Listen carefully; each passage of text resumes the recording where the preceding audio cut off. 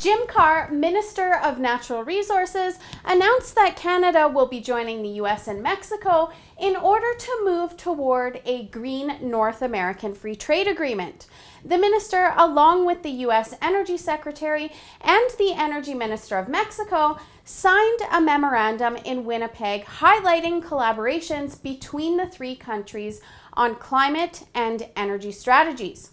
By now, we know the Liberals have a very difficult time with solid answers when it comes to Canada's own energy strategy, but they really have no problems making deals and commitments with other countries.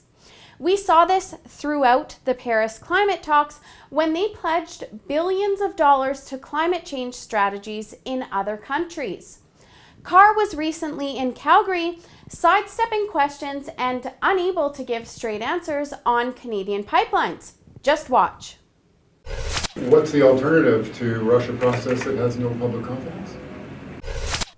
But while our new government advances global warming strategies in other parts of the world, we stand back while the US backs a 900-kilometer-long pipeline in Kenya. And they did this just days after rejecting Keystone XL for the apparent abhorrent carbon footprint it was associated with.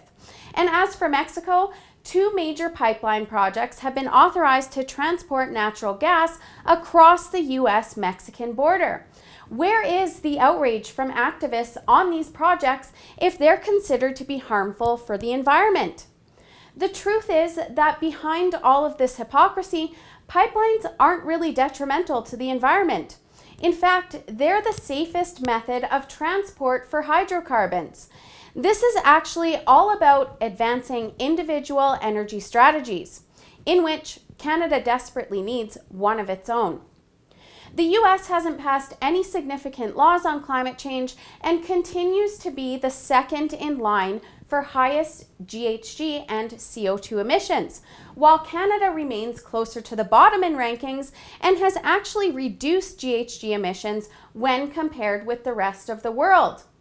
And Canada has passed much legislation regarding climate change, with Alberta being the province with the highest numbers when it comes to legal provisions. Although I don't buy into the Chicken Little climate change talking points that progressive politicians feed us, especially since they omit facts, and I feel it's unfair to Canadians to do so. Even if I did, by the Liberals' standards, they're following the lead of a country that has completely failed when it comes to climate change measures. But Canada is back, or something. For the Rebel.media, I'm Holly Nicholas.